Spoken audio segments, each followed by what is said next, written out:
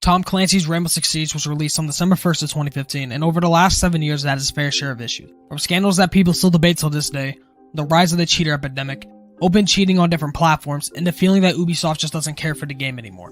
With the lack of updates, with the HUD changing every update instead of working on gameplay issues and bugs, the changing of our operators for no reason, Rainbow Six Siege is in a very tough time, and in today's video we'll be talking about it. One of the main issues that players are having with Rainbow Six Siege at the moment is the lack of content that we are getting from Ubisoft.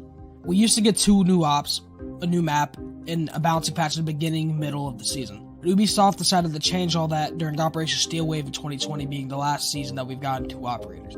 There has not been a new map introduced into the game since Outback in 2019 during the Operation Burn Horizon. We'll not be counting the TDM maps since you don't play them in ranked or cash. We will also not be talking about the reworked maps because those are not new maps. It's like putting a wig, makeup, and having plastic surgery and then claiming you're a new person when you really aren't. A major part of any FPS game has to be the guns. And once upon a time ago, we got new guns all the time, but we rarely get new guns at this point in Rainbow Six. The last time we got a season that had like a full roster of brand new weapons was again at Operation Burn Horizon. Every couple of seasons, we would get something new. Later in that year, we got Collie with a sniper in Shifting Tides, and then in Shadow Legacy, we got Zero's new assault rifle. Then it took over a year to get a new gun with Thorn in her Uzi, which is just a defensive lion. And then finally, last season, we got a new assault rifle with Sense that nobody really uses. So I was going to talk about the delays to the game every season, but instead I've decided to push that back to a later unconfirmed date. But I will end the battle pass now, so for the next 2 weeks you can sit there really just twiddling your thumbs. There are 3 things certain in life: death, taxes, and Ubisoft delaying a season and then breaking something in the game. This information is not new to both Siege players and Ubisoft. When Ubisoft says that something's coming out in the month or the next update patch, it feels like we have to wait a year sometimes. You can see that with the Rank 2.0 update. They announced it seasons in advance, even had it on the timeline that was coming out a couple seasons before it really is. And it's just kind of frustrating when you go to play the game. And they're like, yeah, you know, we're getting an update today, let's go. Actually, we pushed the update back 2 weeks. The biggest issue that I have with Ubisoft delaying the season as much as they are is that they cut our content by almost half. And then they said they were using the extra time to give us better and faster updates. And it just isn't true. It feels that the last couple years of Siege have really been, we're playing the same game over and over again with like nothing changing. They're changing random maps, like nobody asked for an Oregon rework. I don't think anybody really cared that Cafe was getting reworked, and nobody wanted House. So it seems that they're just trying to do stuff to, you know, say that they're doing it, but in reality they're just gonna kind of sit in the office or just sitting at home twiddling their thumbs and like playing with themselves.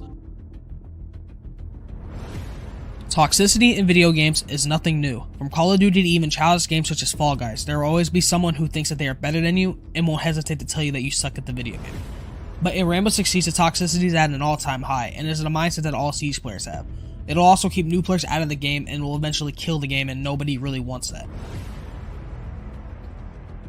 The cheating situation on Rainbow is getting worse and worse every single day, and it's killing the game at an accelerated rate. And it's not just platform exclusives. Cheating on console is also at an all-time high with Zims and strike packs running unchecked and Ubisoft avoiding the situation. If you want to know more about that in a detailed video, check out the videos here, and the links to those videos will be in the description. Okay, so I was going to explain the whole cheating situation here on PC, but then I realized that Gregor has a better video describing it better than I could ever do it. So I'm going to leave the description down below. Go ahead and watch his video if you want to learn more about the cheating scandal here on PC. This video is not coming from a place of hate for the game, it's coming from a place of love. I remember when the community used to be excited for every new patch, the new operators, the new guns. But the laziness of Ubisoft over the years is ruining the game for me. And I hold this game dear to my heart since it was one of the first FPS games I really got into. But it feels something's getting torn out of my chest knowing how Ubisoft is taking the direction of the game. And sure, we have similar games such as 0 Hour Ready Not, but those games are still not Siege. They don't play like Siege, they don't act like Siege. The most you can say is that they look kind of the same. And it pains me to know that the people who control my favorite game just sit there in their own pile of shit doing nothing and are just killing the game, and nothing's going to change until it's too late. But knowing Ubisoft, nothing's going to happen until the player base cuts by almost a half or even more.